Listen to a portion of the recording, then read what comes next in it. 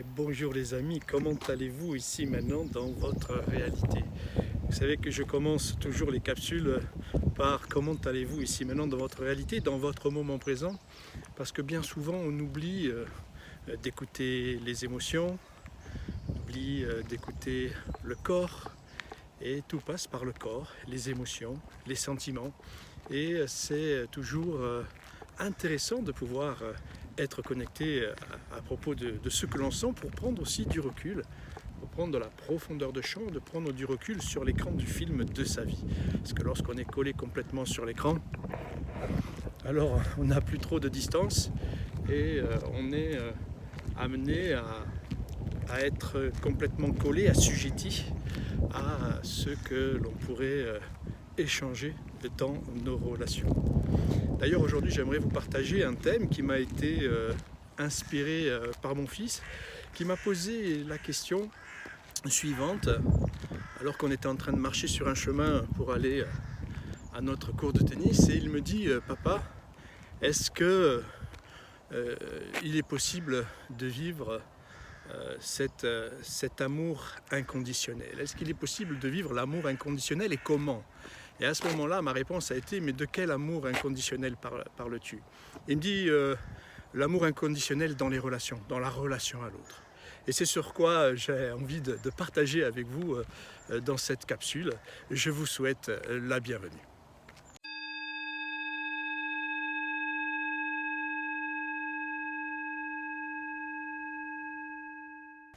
Alors je me dis que si un adolescent de 14 ans se pose cette question-là à un moment donné dans sa vie, bien entendu, ce n'est pas un hasard s'il se pose cette question-là, parce que ce sont déjà des thèmes que nous avons abordés ensemble depuis quelque temps maintenant. Eh bien, il me semble que vous puissiez aussi vous-même vous poser cette question, et sans partir dans l'occulte, le mysticisme ou je ne sais quoi comme philosophie ou cela, hein, parce que l'amour inconditionnel, eh bien, ça peut être très simple et on peut le relier à l'éveil de soi, à la présence de soi, au bien-être et à un échange dans les relations plus paisible, parce que il me semble que c'est par là que ça commence.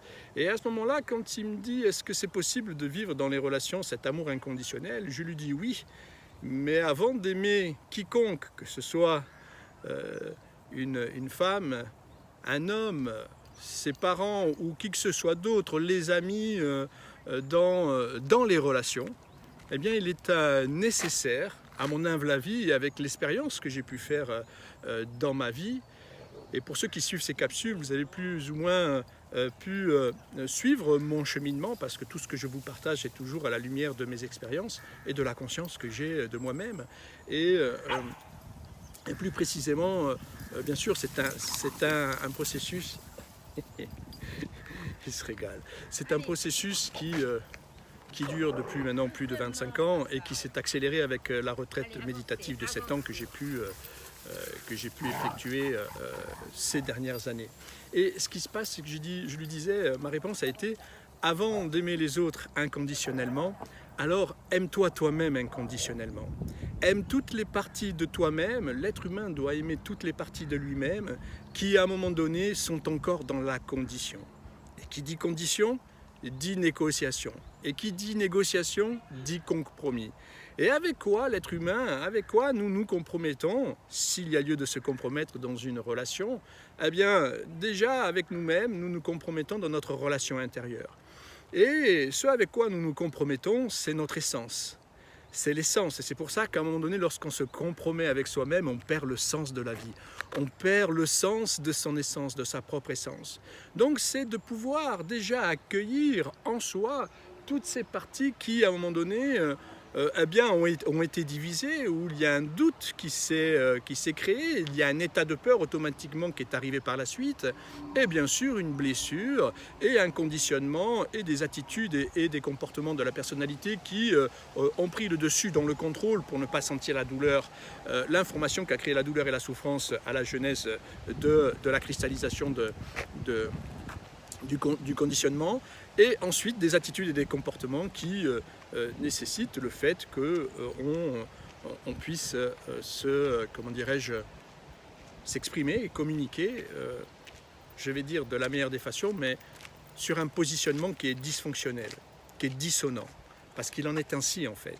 Tant qu'on est assujetti à une programmation, à une BDI où il réside de l'information dissonante et dysfonctionnelle, alors dans nos relations, il en sera ainsi. Donc voilà ma réponse à partir de quoi elle a été proposée à mon fils. Et lorsque je dis ça m'a inspiré cette capsule, parce que ça m'a inspiré de vous le partager aussi pour vous-même, à vous-même, vous puissiez vous poser la question. Parce que, comme je le disais il y a quelques instants, il n'y a rien de mystique ou d'occulte ou je ne sais quoi, de réservé à des gens qui vivent je ne sais où, dans des montagnes, en recul et tout, chose que moi-même j'ai mis en pratique dans ma vie. Donc à un moment donné, j'ai eu besoin de prendre du recul et de la distance parce que je venais de perdre un enfant. Donc ça a accéléré mon processus. Ça a accéléré mon processus et sur un processus de plus de 25 ans de prise de conscience.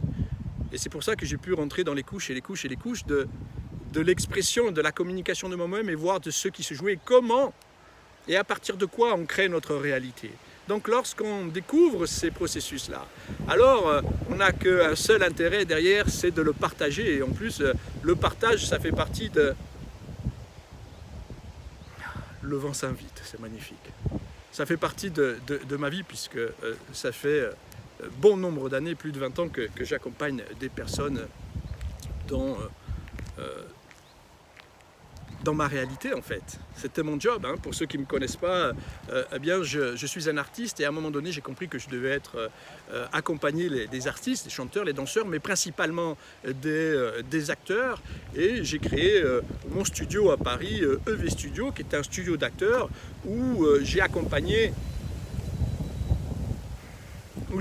dans le développement professionnel des acteurs pour le cinéma français. Et on a travaillé pendant toutes ces années sur le corps, sur la connaissance du corps, la connaissance des émotions, l'expression, la communication des expressions, émotions, et bien entendu sur tout ce qui est analyse de la psychologie humaine. Et d'ailleurs, moi-même, j'ai été initié à l'analyse comportementale et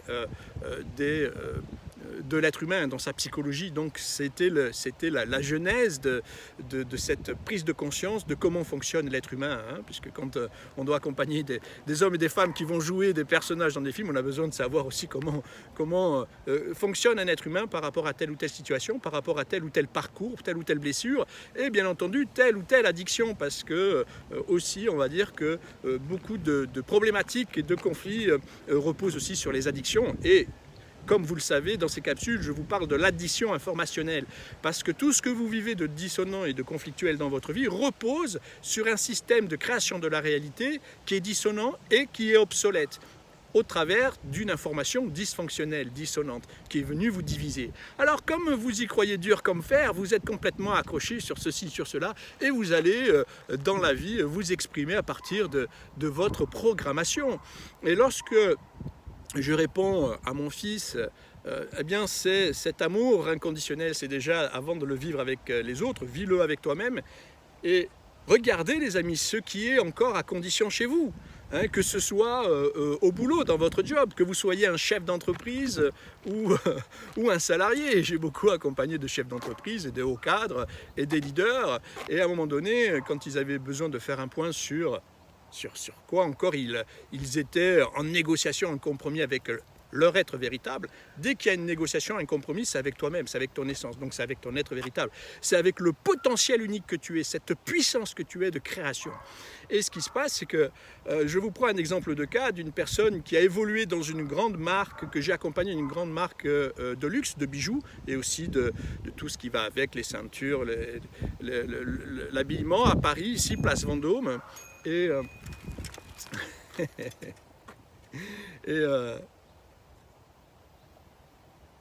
on se fait klaxonner même en pleine nature. Et lorsqu'elle est arrivée dans le département dans lequel elle travaillait, elle était dans une création de poste il y a 10 ans, et c'était elle qui validait tous les produits qui allaient sortir sur le marché. Donc un poste très important.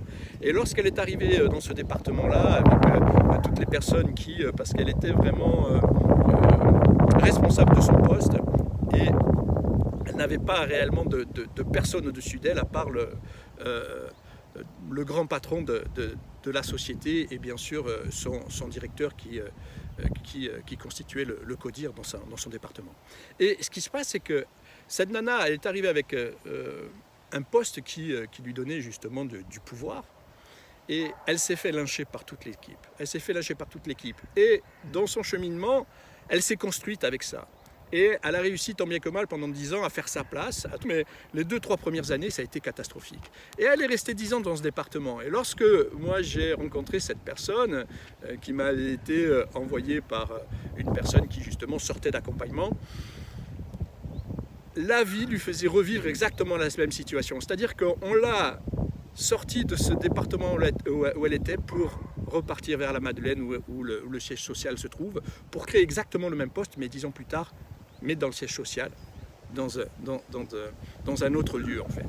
Et ce qui se passe, c'est qu'elle a revécu exactement ce qu'elle avait vécu il y a 10 ans. Vous savez qu'on rejoue toujours les mêmes scènes de sa vie à partir toujours de ces informations, de cette programmation et aussi des conditionnements avec lesquels on les aborde et avec lesquels on va dealer. Parce que l'être humain, vous êtes toujours en train de dealer puisque vous négociez. Et vous savez que le premier sport que l'être humain, comment dirais-je, pratique de façon quotidienne, c'est se mentir à soi-même.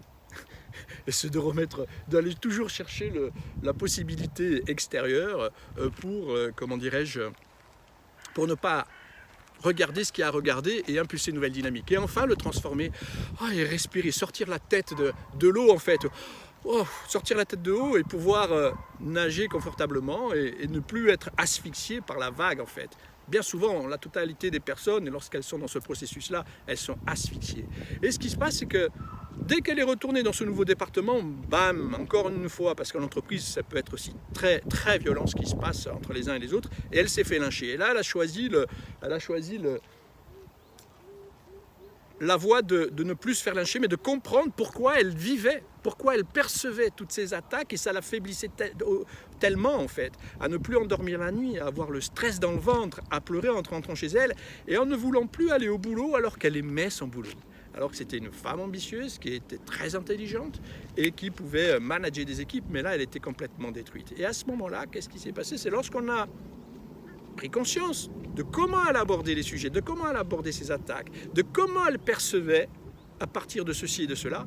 Alors une fois qu'elle a fait ce processus de revenir dans cet amour inconditionnel plutôt que de repousser et d'aller chercher la valeur des sentiments de soi-même au travers de l'autre et d'avoir l'espoir que ça puisse, comment dirais-je, se régler d'une façon avec la chance, avec le hasard, ou avec la destinée, je ne sais pas. J'aime bien cette phrase de Carl Jung qui disait « Si tu repousses de transformer un schéma répétitif issu d'un conditionnement, alors il va se rejouer dans ta vie et tu vas appeler ça ta destinée. Oh, c'est ma destinée. Oh, c'est génétique. Oh, ceci. Oh, cela. » Alors là, excusez-moi, mais parfois il faut que je dise les choses telles qu'elles sont. C'est pathétique. C'est pathétique parce qu'aujourd'hui, on a tellement la possibilité, pour celui qui sait qu'il a la possibilité, bien sûr, de pouvoir transformer. Parce qu'à un moment donné, il faut se regarder dans la glace. Le matin, regardez-vous dans la glace. Ah oui, qu'est-ce qui se passe? Je sais que je peux bouger, mais je ne bouge pas. Je me trouve encore des excuses. Oh, il y a des amis par-ci. Oh, j'ai la famille par-là. Oh, mais il y a ceci. Oh, ma mère, mon père. Oh non, mais et je ne vis pas ma vie. Mais si tu ne vis pas ta vie, personne ne va la vivre pour toi. Et tu vas la subir. Et tu vas être encore l'esclave de ces informations qui créent ta programmation et tes conditionnements. Alors, lorsqu'on est allé revisiter ces parties d'elle-même qu'elle ne voulait pas voir, cette personne, mais à un moment donné, elle a pris la décision, elle est passée à l'action, elle a compris qu'il fallait qu'elle sorte de ça parce que ce n'était pas possible. En plus, elle venait de sortir d'une rémission d'un cancer du sein, elle n'avait pas été opérée, donc tout s'était bien passé pour elle. Elle a vécu cette transition de la meilleure des façons, elle a voulu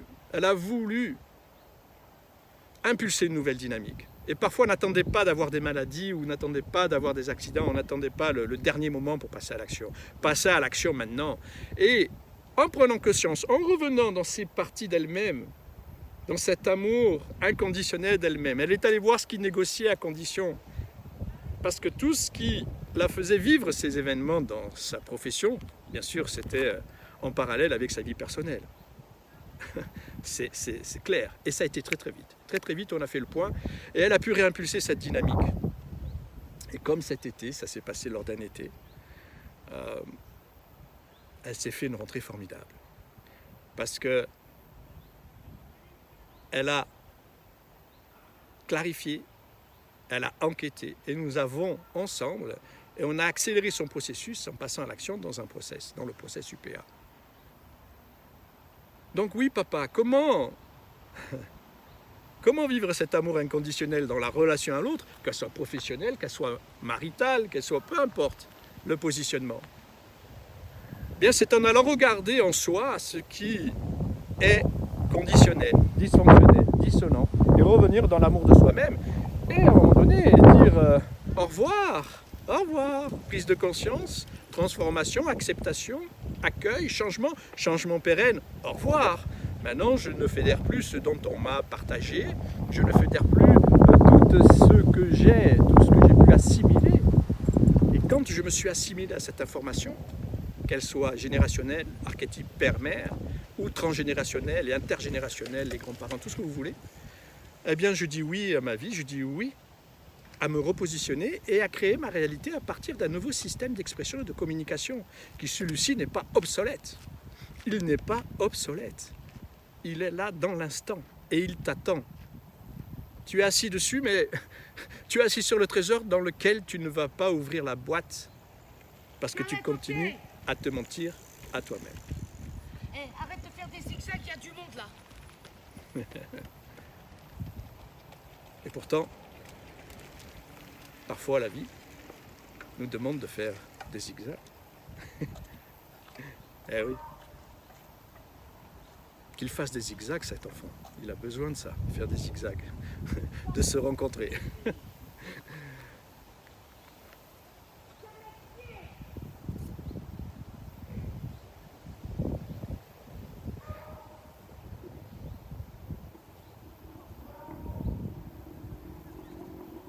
Donc, cet amour inconditionnel dans la relation à soi-même commence par soi, pour le vivre ensuite avec les autres. C'est comme madame qui rentre ou monsieur qui rentre dans la chambre à coucher, maritale, et ça fait 10 ans qu'on ne se regarde plus, ou ça fait 10 ans que ça ne va pas, ça fait 10 ans que, oh, c'est plus vraiment ce que je veux vivre, et je continue à le vivre. Mais à un moment donné, il faut aussi regarder ce qui se joue dans la relation. Il faut aussi regarder ce qui ne fonctionne pas, ce qui ne va pas. Peut-être que monsieur ou madame a besoin de respirer, de prendre l'air, et pourquoi pas de se séparer, pour pouvoir rencontrer une autre personne qui va à un moment donné permettre une évolution, de nouveaux échanges, vivre dans sa vie de nouvelles expériences. Combien de personnes s'oublient, que ce soit dans les relations de couple, que ce soit la relation amoureuse, que ce soit aussi dans la relation professionnelle, que ce soit amicale. Pourquoi? Parce qu'elles s'oublient avec elles-mêmes. C'est qu'à un moment donné, elles ne passent pas à l'action et n'impulsent pas cette nouvelle dimension qui va leur permettre de pouvoir renouer avec elles-mêmes. Donc, ce que je pourrais dire à propos de cet amour inconditionnel, c'est que cet amour inconditionnel nous demande de revisiter les parties de nous-mêmes. Et là, vous pouvez mettre tout ce que vous voulez, hein, tous les corps spirituels que l'on peut trouver, toutes les écoles, les mythologies, tout ce que vous voulez de tous les continents. Hein, tout simplement, revenons à la base. C'est la prise de conscience. Revenons à la base. Ne faisons pas compliqué. Quand ça devient trop compliqué, c'est que wow, ça devient trop de blablabla. Blablabla, blablabla, du blabla mental.